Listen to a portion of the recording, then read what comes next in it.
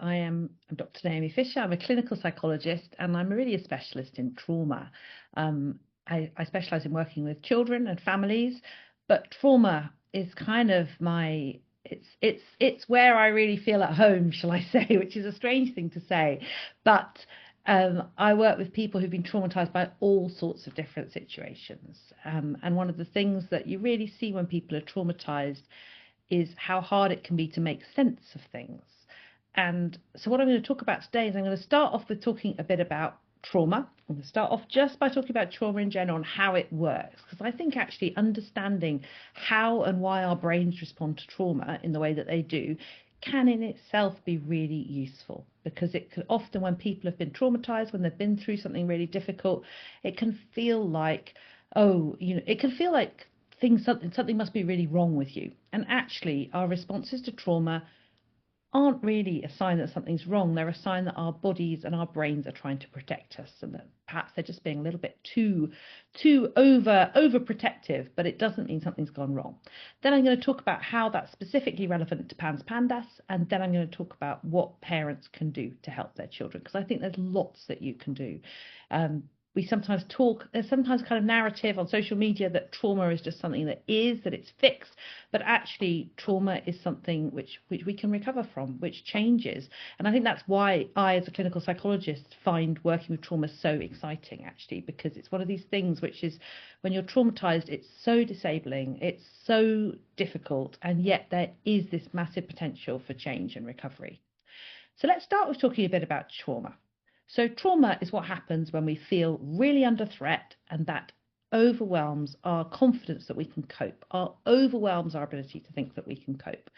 So that could be anything. And I mean, if you look at the diagnostic manuals we have, and you look at post-traumatic stress disorder or PTSD, they'll say this traumatic event has to be something that's life-threatening, has to be something very, sort of objectively traumatic. But actually, as a psychologist, that event when you feel under threat can be almost anything, particularly for children, because for a child they can feel under threat under all sorts of things, and their capacity to cope, or their sort of perceived capacity to cope, may well not be very well developed yet. And one of the things that's important to know about trauma is that immediately after a big traumatic event, almost everybody will have symptoms of trauma. And what kind of things do I mean when I'm talking about symptoms of trauma?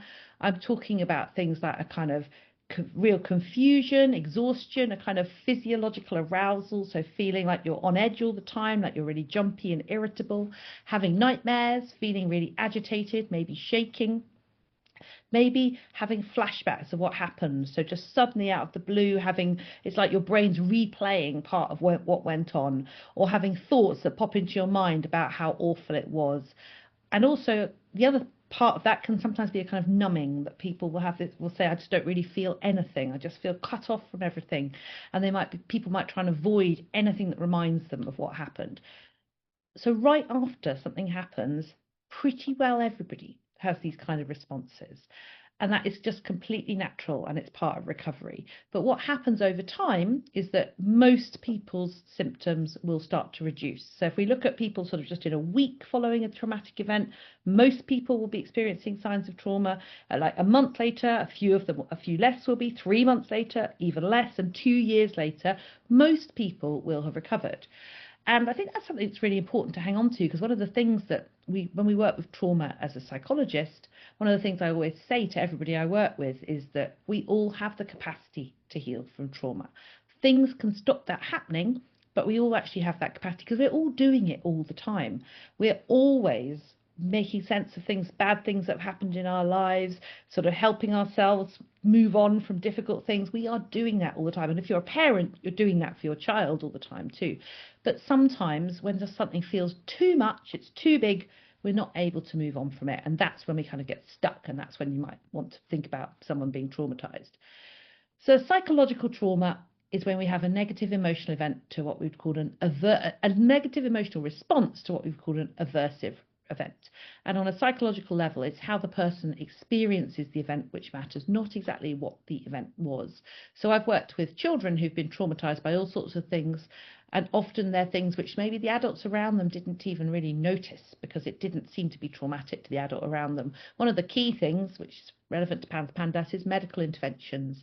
I often see children who have had medical interventions when they were quite young, and it's all gone fine. There hasn't been any problem with it, but then the child has developed a really strong fear of hospitals, for example, or doctors or needles.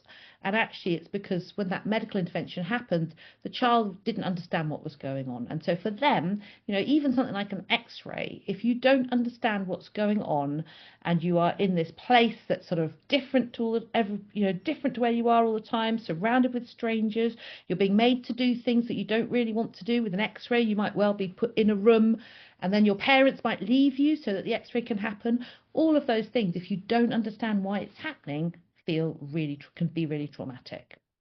And the thing is, we all have this system within ourselves that helps us heal from trauma. Well, actually, no, I'm wrong. Sorry, that's not what I mean. We all have a system which is built to protect us. It's the survival system.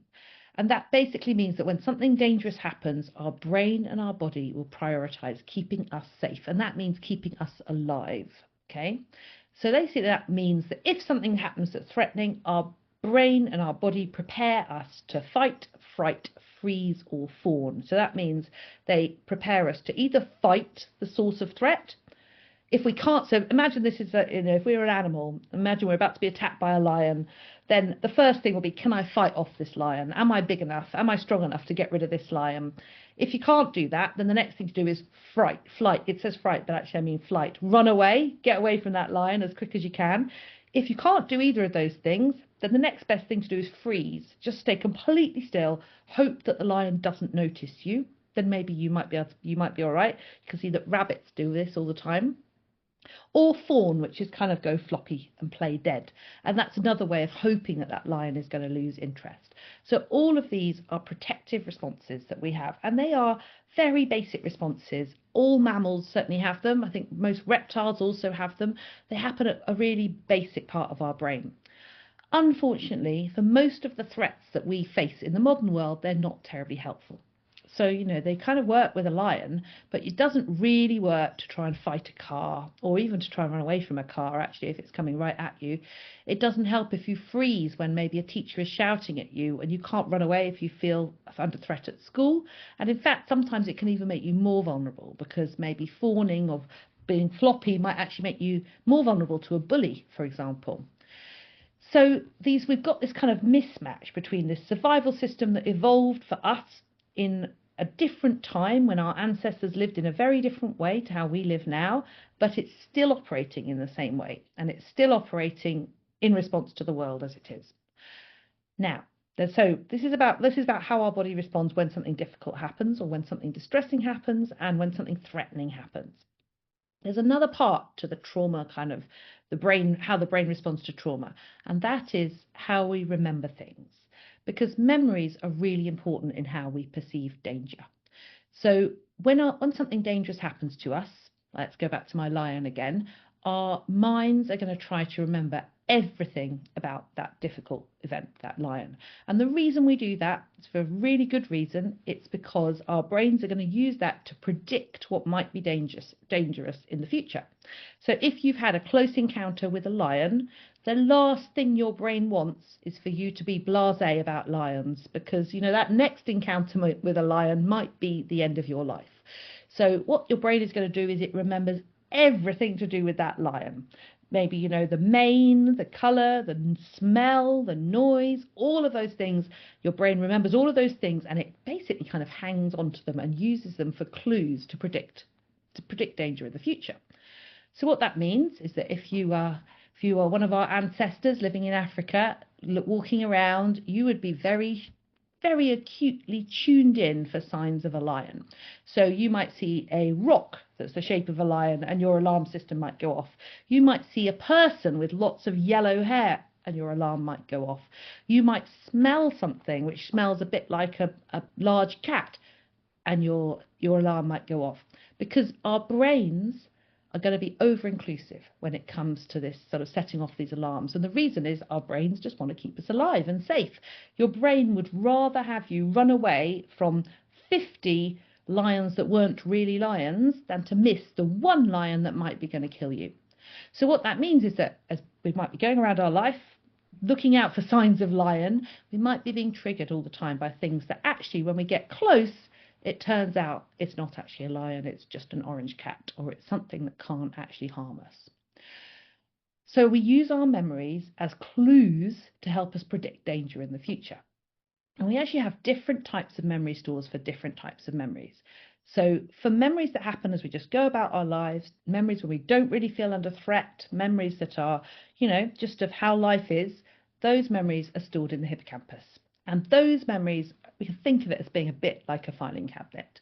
Those memories they feel like they're in the past. We can think about them when we want to think about them, but they don't just kind of pop up.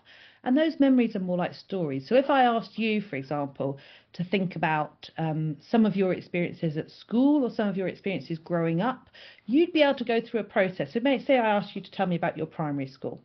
You would be able to go through a process. You'd be thinking, okay, so when I was at primary school, I lived here. These were my teachers. You'd be able to retrieve more information about your primary school, which you're not thinking about all the time. It's not popping into your head all the time, but you're able to bring me out those memories, and you could probably tell me some stories about what it was like for you when you were at primary school.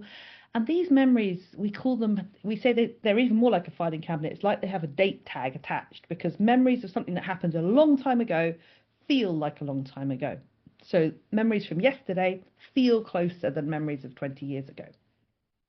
So those are our memories that we store in the hippocampus. But we do have another place where we store memories, and these are the amygdalae. So these are two little almond-shaped structures inside our brains. And amygdala actually means almond in Greek. When I was in Crete with my children last summer, and in the supermarket I saw a tub of amygdala spread because it was almond butter. And so these little things in our brain, these amygdalae, this is where we store the memories of events when we're really emotionally aroused. So when we're under threat, those memories get stored in the amygdala. And if the hippocampus is a filing system, the amygdalae are like the cupboard under the stairs, or they're like my cupboard under the stairs, in the sense that the hippocampus is organised, everything's got a date tag attached, things are put in the right place. The amygdala is a bit like we kind of screw up those memories and we shove them in, and then we close the door and hope for the best. At least that's what my under the stairs is like. But that means that memories in the amygdala are stored along with all the body sensations, all the way that we felt at the time, all the emotions. So when we think of a hippocampal memory, it's like thinking about something that happened in the past. When we think of an amygdala memory, it's like it's something that's happening right now. It feels like something that is still happening now, even if it happened 10 years ago. And you can tell that a memory is stored in your amygdala because when you think about it, it feels really upsetting again. So when I'm working with somebody and I'm asking them about their life, sometimes they'll tell me about a particular experience, and you can see that they're re-feeling the emotions. They might become tearful, or they become angry, or maybe they're kind of even not able to speak anymore. And it's because actually that memory is in the amygdala. It hasn't been kind of processed in the way that those hippocampal memories can be. So when we think of those things, it's like we're going through it again. But also these memories kind of pop out when we're not necessarily waiting for, we're not necessarily wanting to think about them. And that one of the reasons for that is that these memories are triggered by matches. So think back to my lion. If we have a memory of a bad encounter with a lion where we just about made it out alive in our amygdalae, and we're going around and we see something that looks a bit like a lion, maybe it's a bush that looks like a lion, our brain is going to trigger that memory straight away, because it's like, match, I need that match, because that lion-shaped bush might be about to attack us. So that means that sometimes these memories can feel like you're being ambushed by them, because you don't necessarily want to think about them, but it just keeps coming back. And that's just because when a memory is in our amygdala, it's used to inform our perception of danger. It's used as a clue. So if you think for yourself, I wonder whether people have ever had a frightening experience and then later felt scared. Really common things are things like lifts, cars, escalators, buses, spiders, vomit. water or hospitals. And I personally had this slightly with hospitals. I had a traumatic birth with my first child, and then I had to take my second child into hospital when she was about 4 or 5.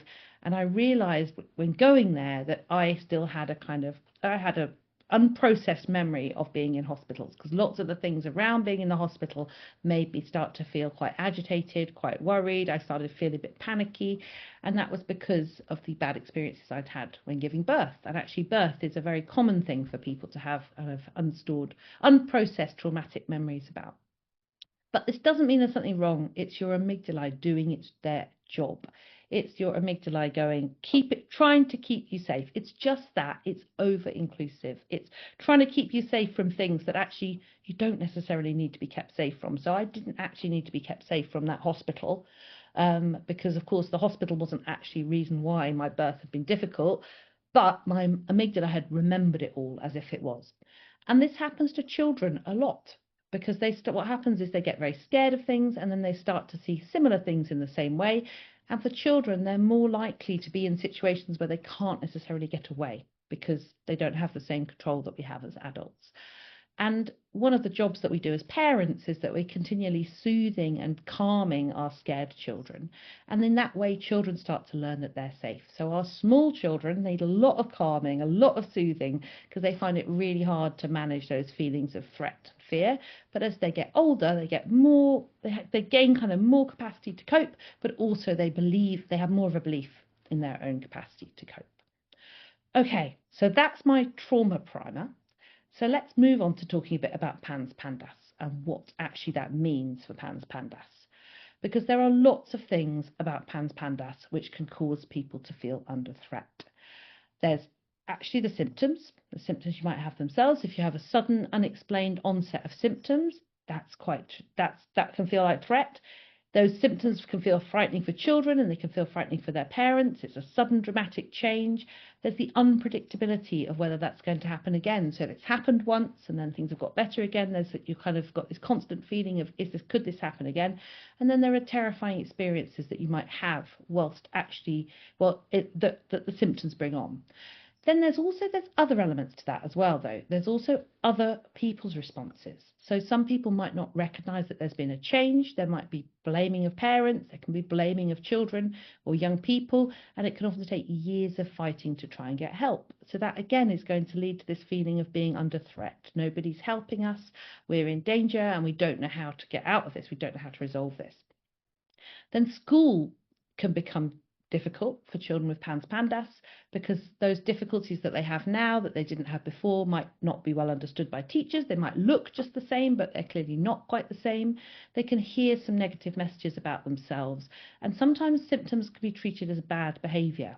And this is something I hear about a lot, actually, that if a child is traumatized and they're behaving in a way that shows that they're traumatized, that can be things that schools will see as bad behavior. So it might be running out of classroom, for example, or it might be hiding, or running away and sort of hiding in places, or it might be swearing at a teacher, doing something that sort of expresses this kind of fight element of survival response.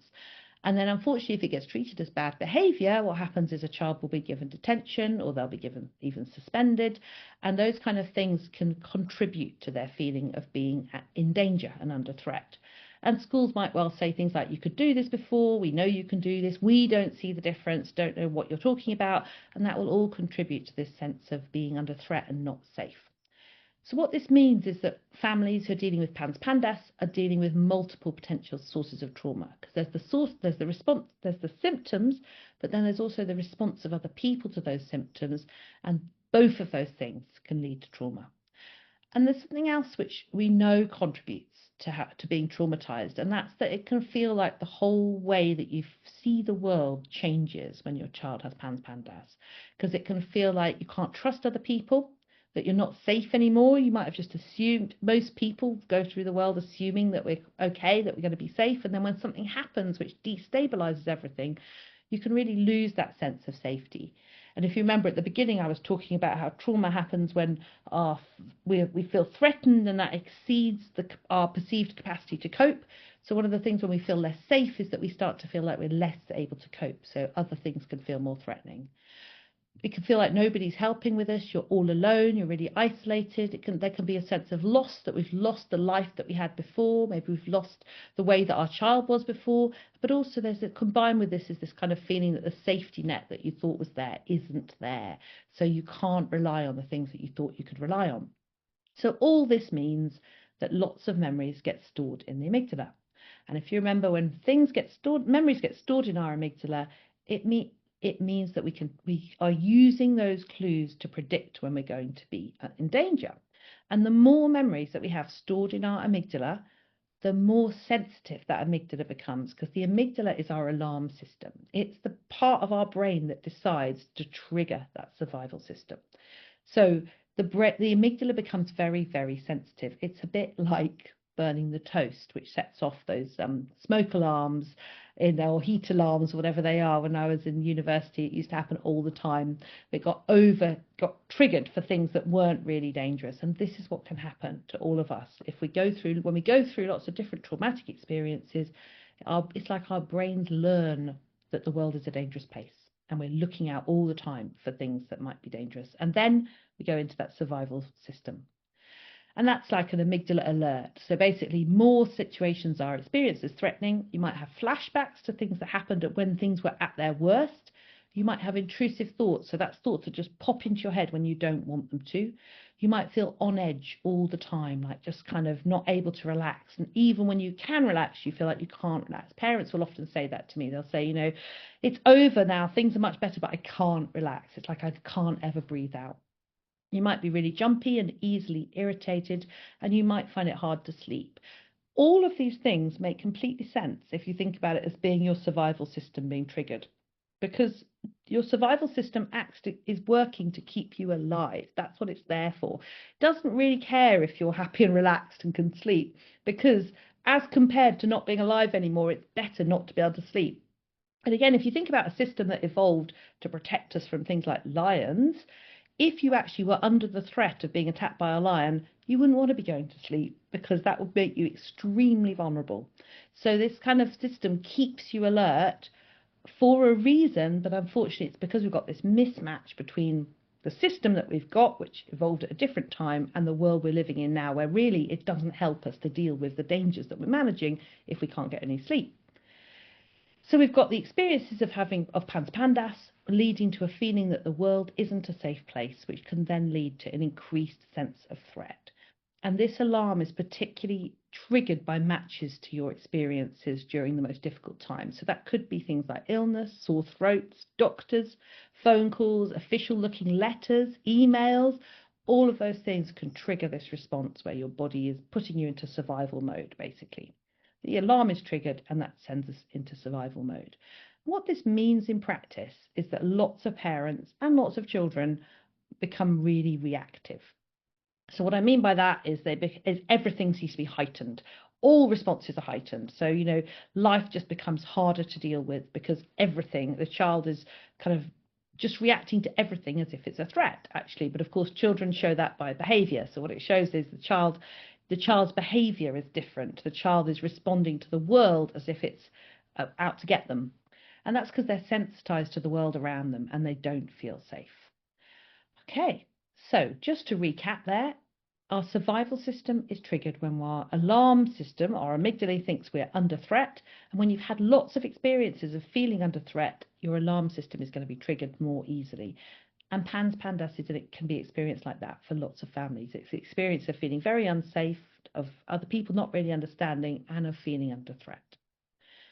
So what can you do about it? So the first thing that people often ask me is, can this get better? Can we heal from this? And yes, we absolutely can heal from trauma. And we know that trauma healing happens when we have new experiences which show our body and our brains that we can be safe again, that things are okay again. And those can involve all sorts of different things. It can involve opportunities to talk and play about what happened and to feel heard. Often for adults, it's about talking.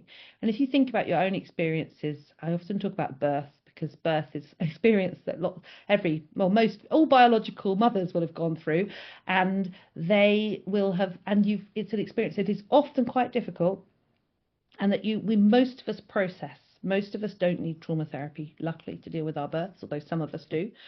But the way that we process it after we've had the baby is often by things like talking to other people, talking about what happened, maybe going through it with the midwife, maybe finding other people online who've had similar experiences.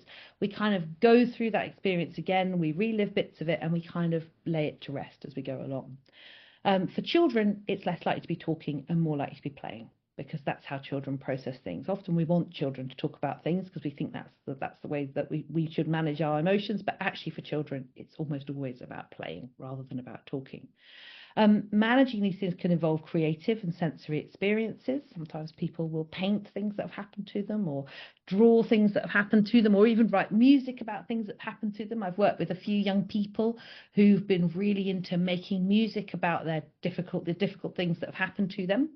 Having someone who's calm and caring and who can listen to your distress makes a big difference. One of the things that we talk about in therapy is someone who can tolerate your distress. So what that means is someone who's able to hear how bad things have been for you without getting swept up in that themselves. So without getting without finding that so personally upsetting. This is really, really hard to do as a parent, because you do tend to feel your child's emotions. So if a child feels a certain way, you tend to feel that way too, which means it's quite hard to sometimes be that kind of calm person who can help tolerate your child's distress. And the thing that's important to know is that many people heal without trauma therapy. You do not necessarily need trauma therapy just because you've gone through something traumatic. And that's particularly the case for children, actually, because I think parents are in many ways their children's natural therapists. A lot of what we're doing with our children is helping them make sense of what happened to them. So one of the things we need to do, what are the things we can do to help our children recover from trauma, and also to help ourselves, because the two things are absolutely related. In a family, when your family have gone through something like PANDAS, it's not just about the children, it's about everybody. And actually, often I find that parents are more traumatized by what's happened than the children. And I think that's because for parents, there are always extra layers to what's happened. So children, particularly kind of prepubescent children, tend to be very much in the moment when something happens. You know, it's awful, it's horrible, but it's sort of it's quite straightforwardly awful and horrible. Whereas for adults, there's this kind of, this is awful and horrible, and then there's the thoughts of, and is this my fault? Did I do this? Did I make this happen? And what if this is never going to get better? What if this is going to be forever? And all of that layer of thoughts makes adults' responses more complicated than children's responses. And also it can make it harder for adults to move on than for children. So for children, it can be like, well, it's over now, I can move on. For adults, it's like, well, it's over, but what if it happens again? And what will I do if it does? And what can I do to avoid it? So that thinking that humans are so good at can really act against us when it comes to recovering from trauma. So that's why I talk about this as being a kind of turning towards what happened. And I use the acronym FISH, which is 4 different ways to heal. And these are all really things actually for yourself as well as for your children. So the 4 things are feelings, imagery, stories, and hope.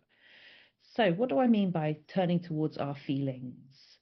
What I mean is that we need to make space for difficult feelings, because one of the things that happens when everyone's been through something really difficult, like PANDAS, is that if things get better, we're usually so pleased that we don't want to rock the boat by talking about what went wrong or what was so difficult. So we try to smooth things over, we cross our fingers, we hope it's all okay, and that's, you know, there are advantages to that, definitely, but it can also mean that children don't get the chances to tell us how they feel, that our children could feel like, oh, that's just sort of done and dusted. It's one of the things I hear this about a lot, actually, is the COVID pandemic, because I was talking to my son about the COVID pandemic the other day, and he was saying it feels like a kind of dream, that time now. And I think most children would say that, because, of course, memories for children work in a different way, but it's like we all had this collective experience for a couple of years, and it was very difficult for a lot of people. And then once it was over, we just kind of moved on, and we didn't talk about it very much, and we didn't necessarily make sense of it very much. And that means for children that they haven't necessarily made sense of it, because as adults, we have a perspective on everything, but particularly on something like the pandemic, which children didn't have. So, for example, with adults, when it came to the pandemic, we knew that there had been a long period before when things that the pandemic hadn't been happening, and that probably things would return to a time when the pandemic wasn't happening, and that has turned out to be the case. For children, quite quickly, the way that things are just feels like the way it's always been, and it always will be. because their memories are much shorter, they live much more in the moment, they don't have that kind of perspective. So for them, things that are inexplicable and unexplainable kind of just stay like that if we don't give them the opportunity to talk about it. So this can mean this sort of tendency that we have to, let's put it in the past and move on, put it up in a box, means that children don't necessarily get the chance to tell us how they feel. So what you want to do is give them the chance to talk about their feelings when it's not all too much. So when it's not too overwhelming, and be sort of welcome in those feelings rather than push them away. One of the things that parents often do very naturally is when our children tell us that they're upset about something, we try and tell them how they don't need to be that upset, or how, things will get better and it'll be okay. I feel this urge very much myself with my children, just to kind of, try and fix it for them. And actually just sitting with the feelings and just saying, wow, this is really hard. You're really feeling upset at the moment. And just being a calm person who can listen to those feelings can give them the space to explore how they feel. And it's important to know that hearing their feelings might well be upsetting for you as well. And that's why it's important to spend some time looking after yourself and your own feelings, and give yourself a bit of space to feel your feelings. And if you know that actually talking about something that happened is going to be too upsetting for you because you are still too upset by it, see if you can find other adults who'd be able to talk about to them about it. And I'd probably ask those adults to actually deliberately bring up things, because children are very good at picking up non-verbal cues from adults. So if we give the impression that these things are things we don't talk about what happened when you were ill, for example, then they will go with that. Whereas we need to actively show them that it's okay to talk about things that were difficult. And they need adults who can just be a container for those feelings of fear and anger about what's happened, and also maybe hear their worries for the future. And this is really hard to do as a parent, because you can often share those worries. So that's about making space for their feelings. The next one is imagery. I'm a great fan of imagery. And the reason I really like imagery is because it kind of brings us to a different place in our brains. And I think we're all so often, humans are so much in the kind of words. We're about talking and communication, and in our brains often when something's difficult, we're kind of trying to sort that out in words. We're trying to talk ourselves out of it. But actually, if you can deliberately use imagery to kind of bring yourself to a different place, then that's really powerful, because it gets into a different part of your brain. And one of the things that happens when we're traumatized is that we often have imagery of very difficult, horrible things. So if really difficult things happen with your child, you might have those images popping into your head, and they might make you feel a certain way. Our brains are really good at bringing in imagery to make us feel scared, and that's because of everything I've been talking about so far. It's about how our brains work, how our amygdala work. It's because those images of difficult times are basically used as clues and cues to protect us. But we can also practice bringing imagery, bringing ourselves to a happy place. So consciously bringing ourselves to an image of something nice, something good. And this is one of these things which is quite different for children and adults. Usually when adults want to think about a nice place that makes them feel good, they like to think about calm places like beaches or nature. Children tend to like places where they're moving around a lot, doing lots of things. So it could be that they just think about what it's like when they go swimming, or what it's like when they're playing football, or when they're playing Minecraft, or when they're drawing a picture. And then what you do is just ask them to think of something like that where they feel good about themselves, and then say, can we imagine you there? Let's imagine ourselves there. Let's, in our imagination, bring ourselves to that nice place, that happy place. Some children find it helps to actually use a photograph or a video or music. You don't have to do it in your imagination if that's something that's difficult. But what you want to do is practice helping them bring themselves to that place. And you as well, if your child isn't up for this, you can do it for yourself first. Think of a place where you feel happy, where you feel calm, and just practice in your mind bringing yourself to that place. One young woman I worked with was a gifted musician, and she really liked to imagine herself in the middle of playing an orchestra. Oh, it's a video, but I'm not going to play the video right now. But she would imagine herself in in that band, in the music, playing the music with everybody else, and that helped her bring herself to a place where she felt happier and calmer. So imagery is something I would do this. You don't have to just use it when things are bad. You can also just do it as something that everybody does in your family. Just think of what kind of things do you think about. And you can actually use imagery to think about different things. So there's imagery about feeling calm and happy, but there can also be imagery that you could use of a time when you felt really capable. One of the images that I use quite a lot, and particularly when my children were younger, used to use quite a lot, was an image of myself juggling. And I can actually, the reason I like the image of juggling is because it's not just a flat image, it's the kind of, you can actually imagine yourself juggling. And the thing is, I can't juggle. I think actually I'm incapable of juggling because my eyes don't work together. I don't have three-dimensional vision. And I spent a lot of time as a teenager trying to learn how to juggle, and I just couldn't learn how to juggle. So I still can't juggle. But I can imagine myself juggling, and I feel really capable when I'm imagining myself juggling. And that's something that I deliberately do. When I'm feeling like, oh gosh, this is overwhelming me, I can't cope with this, I deliberately bring myself to this image of myself juggling, and I feel the balls sinking into my palms and me catching them. I think, okay, I've got this, and I take a deep breath. So that is thinking about imagery and helping you and your child create imagery, which kind of is like, it's like an antidote to the imagery of the difficult times. If you think about it, it's like you will have, if you've had trauma, you will have these images of difficult things coming into your head. This is about bringing in some images which tell your brain and body, it's okay, we're safe now. So then there's stories. So I'm a great fan of stories as well as imagery. And one of the reasons I like telling stories with children and with teenagers and with adults actually even is because I think they can help us make sense of the things that happen to us. And I've already been talking about how the thing about children is that it can be really hard for them to make sense of what's happened. So they know they're experiencing all these things, they're going through all these things, but it doesn't make sense to them. They haven't, and when something doesn't make sense to you, you're not able to kind of file it away in that hippocampal filing system. It's kind of like it's stuck under the stairs because it doesn't make sense.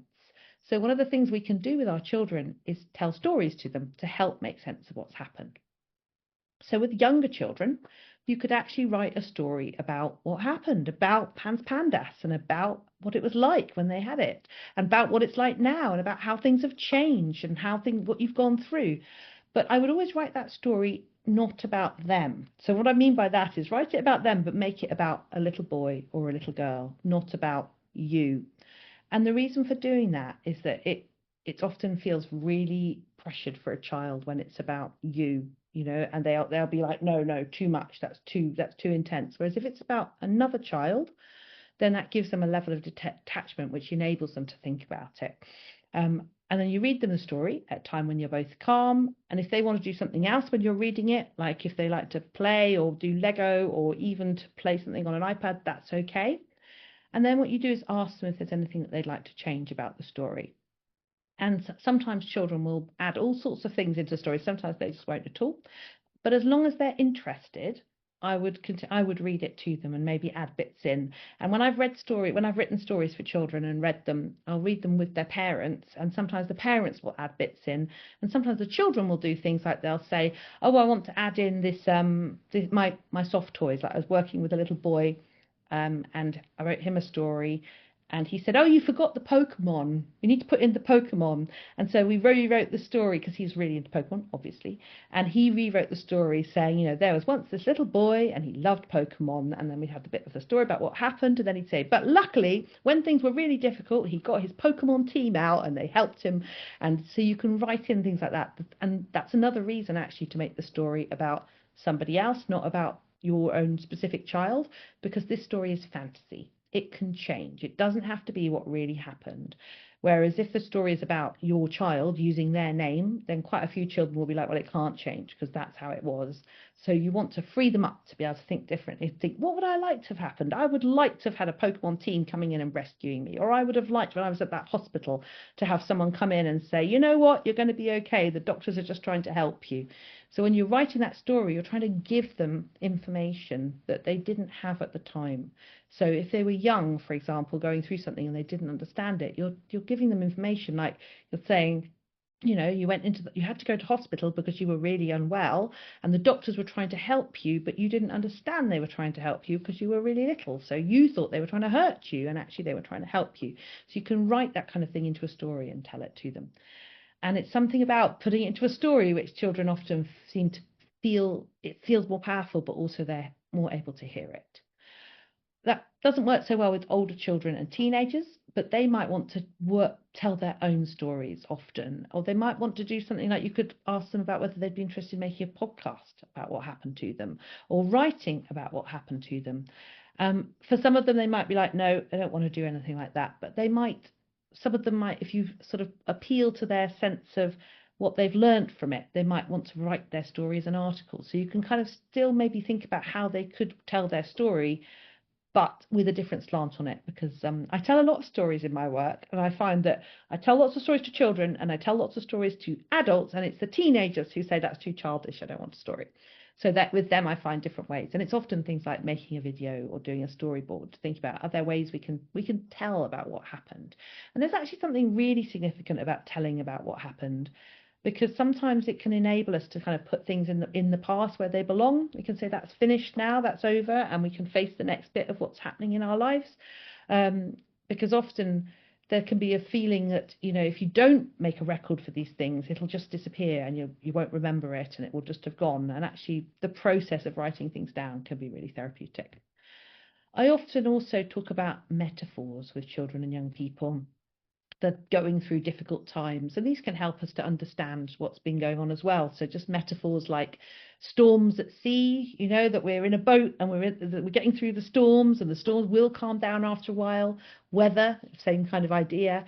Roads that are really bumpy or have lots of obstacles, or maybe long grass that we have to get through in order to get to the other side. And you'll notice that all of these metaphors are about difficult things happen, and then we can keep going regardless, which is kind of what you're going for. You want them to, that's what you want, message you want to be telling them. You know, things get difficult, things might get difficult again, things have been difficult before, and we keep going.